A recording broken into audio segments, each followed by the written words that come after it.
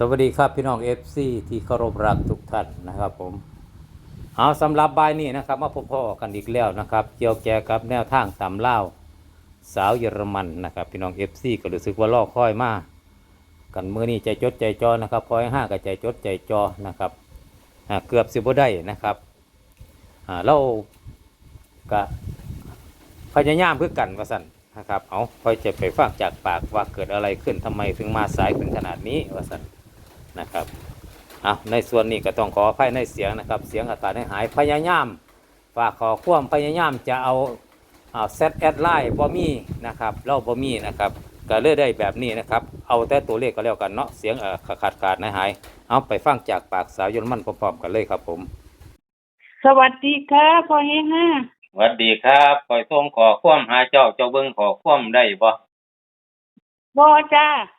อันหนูโทรหาพ่อเฮงค่ะมื้อนี้มันเป็นอีหยังมันคือโทรบ่ติดจักเทื่อไปเข้าแต่เครื่องบัดนี้ขึ้นคือเจ้าอยู่ดิบัดนี้จ้าแต่หนูไปอัดเครื่องไว้แล้วเด้เที่ยวนึงหนูโทรตั้งแต่ตี 5:30 พุ่นบ่หนูจ้าโทรศัพท์พ่อเฮงค่ะเป็นหยังน้อมื้อนี้คือโทรบ่ติดที่นี่พอดีหนูได้ยินปู่พิษณุโลกแล้วว่าเราตามเลขหนูแม่ก็เลยอัดเสียงปกติหนูบ่กล้าอัดเสียงดอกครับหนูเลยเอาโทรศัพท์พ่อเฮงค่ะเป็นหยังคือบ่ติดหนูว่าเนาะว่าหันได้ฟังไปบ่ทันได้เข้าหาฟังผมก็จะบันทึกไปหาเจ้าอยู่บันทึกเสียงแต่บ่ได้ยินดอกเพราะว่ามันเป็นชัดสไลด์เขาส่งให้บริษัทเขานะพอให้ครับหนูก็ว่าโอ๊ยบ่ได้ปล่อยเลขมันเป็นอีหยังมื้อนี้มันโทรบ่ติดนี่โทรหาออนไลน์คือว่าสิโทรไปฝากเลขให้เราโทรหาพอให้5เนี่ยเราก็บ่รับสายคือกันพอโทรหาออนไลน์มันติดสิพอให้5โทรหาพอให้5บ่ติดโอ้เมื่อกี้มันอาจจะมีหลายสายซ้อนกันมั้งอ๋อจ้ะหนูโทษจะโดนแล้วสิโทษโอ้มันสวยแล้วมันสิทันบ่ล่ะหนูก็อธิษฐานอยู่นี่ท่านอยู่ดอกก็บ่ายโมงท่านมันสิเข้าตอนนี้มารับสายเด้อมันเป็นอีหยังค่ะเอาโทรปุ๊บกระติดปั๊บบัดนี้อยู่บ้านเฮาเข้าไม่ดีบ่อยู่บ้านเฮาก็บ่ายโมงนึงค่ะเพราะว่าเห็นนั่นปู่พิษณุโลกเขาตามเลขหนูมันคุยแต้มเดียวนึงเนาะพอแห้งหนูเสียดายโอ้ย FC ห้องไว้เป็นอันเพิ่นนั่นเป็นอีหยังคือมักฉุยแท้นั่นน่ะก็เลยเสียนสิบ่ไปซอยปู่ฉุยแล้วมันเป็นซอยอันคือแท่งน้ำลูกสาวซอยปู่แท่งน้ำแล้วตอนนี้ลูกสาวปู่ฉุยคอยให้นั่งอัดแล้วถ้าหนูเข้าไปปล่อยปู่ฉุยแล้วไปซอยปู่แท่งน้ำแล้วตอนนี้อยู่ไสล่ะปู่แท่งน้ำกับปู่พิษณุโลกอันนี้แล้วปู่พิษณุโลกปู่แท่งน้ำมาว่าทุกคนปู่ฉุยย่ำได้เลขหนูมันฉุยทุกเที่ยวเอาไหมนั่นก็แค่เดียวจ้าเท่านั้นก็เที่ยมเดียวเนาะศูนย์ออก09เนี่ยครับโอ้เกือบ3ตัวหนูเสียดายบ่ทันว่าโอ้ยเสียเบ็ดโตน FC เด้แต้มเดียวนึงซั่นดอกครับหนูจนว่าเอ้ามันเป็นไปได้จังได๋ทั้งที่มันเคยแตกกันถ้ามันมีเส้นแบบจังซี่มันแตก3ตัวมันว่าครับแตกกัน6 4นั่นน่ะพอดีค่ะแม่นอันนี้149อีหยังมาฉุยแต้มเดียวห้องแล้วล่ะแม่นลูกก็เลยบอกโอ๊ยเซาซอยฉุยแล้วไปซอยปู่แท่งน้ำดีกว่าหนูคุณสาวเยอรมันคือตั้งชื่อให้ปู่ดีแท้ปู่แท่งน้ำเป็นโลกแล้วเว้าถึงหนูพอดีแล้วว่าเรามี FC ฝากกันบอกสาวเยอรมันสรรหาบ่เห็นสิปล่อยให้ปู่น่ะนะปู่พิษณุโลกว่าเขาจะโดนเล่าเนาะเดี๋ยวปล่อยเล่าหนูจะถึงจำเงินที่หวยบ่เข้าแล้วที่ปล่อยมาแสดงว่าปู่พิษณุโลกบ่มีเส้นด้วยกันนี่น่ะนะเสียงเราคือหนูนึกถึงว่าจ้าหนูนึกถึงแล้วว่าหนูสิเซาซอยปู่ฉุยน่ะนะมันจะมาซอยปู่พิษณุโลกคือแท่งน้ำมันนะแม่ล่ะจ้าหนูแสดงว่าเราก็มีเส้นคือกันเพราะหนูว่าคันได้เงิน เดี๋ยวนี้มันสิไปซอยแล้วซื้อแท่งน้ำอะนะครับ ผู้ช่วยควักราคาหนูสุดิบ่เอาแล้วซอยแล้วขายแต่ละน้อมในราพูดถึง จ้าเอาสั่งไว้หลายๆหมอง ค่ะตอนนี้เอาไปซอยแท่งน้ำก็เพราะว่าสำนักนักเดือดร้อนแล้วเอาเลขเลยเนาะไปให้ห้างเดี๋ยว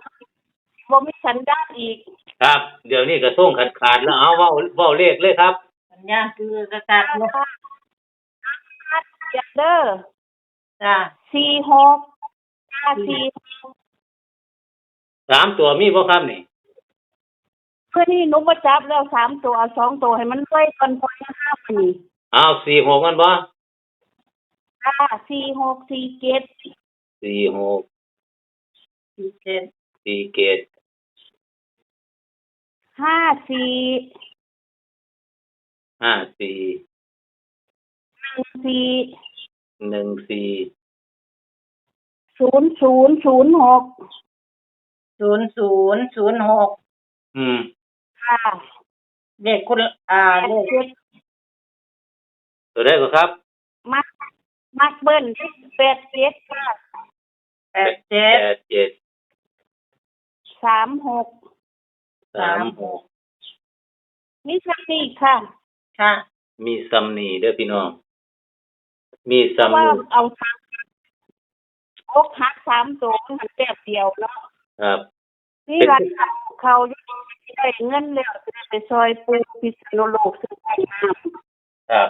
เป็นจังไดเส้นมื้อนี้ ำมันการที่ได้อยู่เพราะว่าหนูโทรหาพ่อให้ข้าตัวอธิษฐานมาเอาโทรจังไดก็บ่ติดหนูบ่เคยอัดเสียงไว้เป็นว่าล่ะมื้อนี้หนูก็อัดเสียงไว้พอให้ห้าได้ฟังหนูว่าพอให้ห้าเป็นหยังโทรบ่ติดหนูก็เลยเข้ามาเบิ่งปูพิษณุโลก ครับ อันก็อยากซอยแล้วอธิษฐานกันเมื่อเลขเขาแล้วว่าโอ้ยซอยอัดปูสุยแล้วซอยปูพิษณุโลกซื้อแท่งน้ำว่าเนาะ ครับ นั่งอธิษฐานก็เลยว่า ถ้าเลขอยู่ในนี้มันสิเขาขอให้โทษติดเอามันโทษติดแต่พอให้ห้ามันก็สิเขาตัวขนาด โอ้สาธุสาธุ นอกพอให้ห้าอีหลีนี่ปฏิหารบอกกันผู้โทษกันจะตีหาเกิด ตีหาก็ด้วยสองละนุชเป็นสวยมื้อนี้ กำลังสิหมดหวัง ว่าห เล นู ย ต้องการอธิษฐานว่าซั่นเพราะว่าโอ้มันแต้มเดียวเนาะพอเห็นห้าเฮ็ดเฮ็ดก็ได้เนาะราคาบอก ผีบอกคนบอกขึ้นคนไม่ด่วนกับคนเนี่ยเพิ่นอาจสิถือขึ้นบ่มีคนใดเลยบอกว่าให้ห้ามื้อนั้น มิด ก็มีแต่ว่าสุยเพราะว่าเขาเจ้าเล่นตรงเด้บ่มีผู้หยังแต้ม เพราะว่าหนูว่าโอ้ยสวยแต้มเดียวมันก็เฮ็ดให้เสียดายเขาตอกแล้วงวด09กัน เอาบ้านนี้หาตัวเน้นให้นะครับ 36 36 00